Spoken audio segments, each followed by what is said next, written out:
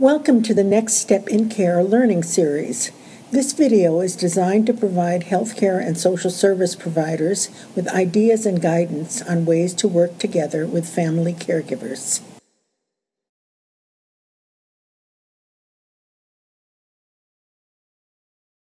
It also is not available time here to go over everything involved in history taking and physical examination of patients with dementia, but I was asked to sort of comment on a few of these things, and I want to concentrate on things because basically the concept we're talking about here is how would you go about doing a history and physical examination on a patient who wanted to be cooperative but had significant memory impairment.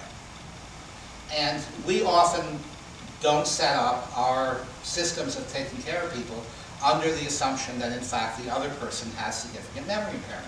But when you're dealing with dementia patients, that's the given. That's the reality of what things are. Okay? So try to imagine how all this plays out if in fact you don't recognize everything that's going on, you don't remember what doctors normally do in the setting, and you don't remember the person that, that you're coming to see.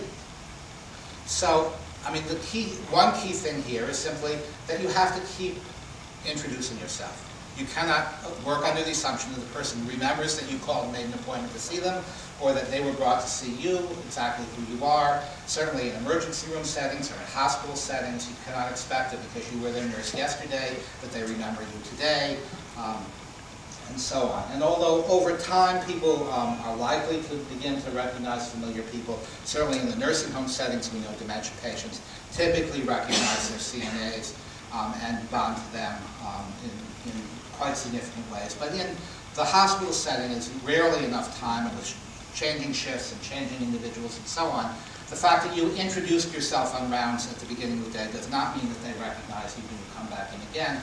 And it really benefits to continue to reintroduce yourself and to remind people who you are. And to frame the situation, as in, you know, you were brought here to see me because your wife was worried about that you seemed short of breath, or you're in the hospital now because we're worried about the pain you were having in your belly yesterday.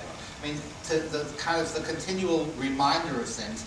It seems repetitious to us, but of course, for the person who is on the other end of this, the expectation that they remember why they came to the hospital yesterday is a completely unreasonable expectation.